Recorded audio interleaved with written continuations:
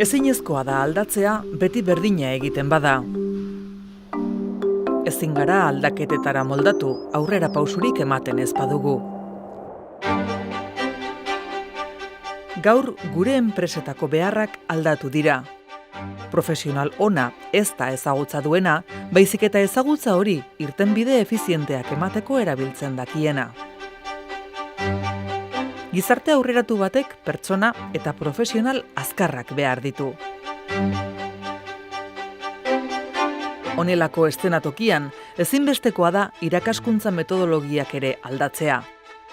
Ezagutza garrantzitsua da, baina balio gehigarria konpetentzien jabetzean dago. Gaur, erronkatan oinarritutako irakaskuntza kolaboratiboaz hitz egiten dugu. Ikaskuntza kolaboratiboak gainera, lan prozesu konkretu bat integratu behar du, eta lan horiei egokituko zaizkien espazioak eskaini behar ditu. Lan eremuak gela bat osatzen duten hormak baino askoz gehiago dira. Espazio malguak dira, erosoak, akustika ona dute, malgutasuna dute konexio arloan ere, informazio teknologiak erabiltzeko erraztasunak ematen dituzte, eta hormak ere margotu daitezke. Informazio gunea. Informazioa bilatzeko espazio egokia da. Irakurketak, bideokonferentziak, multimedia edukien ikuskatzea. Helburua, informazio baliabide ugari dituen ikasgela sortzea. Analisi gunea. Berrikusi eta aztertzeko gunea da. Elkarrizketarako gunea, erabakiak hartzeko gunea. Sormen gunea. Marraztu, modelatu, zirriborroak egin,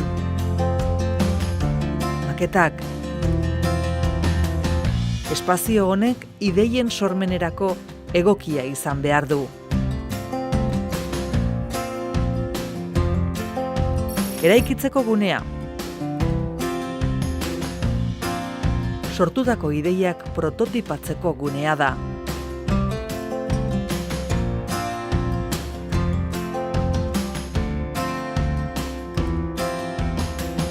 Exekuzio gunea. Azken produktua eraikitzeko gunea.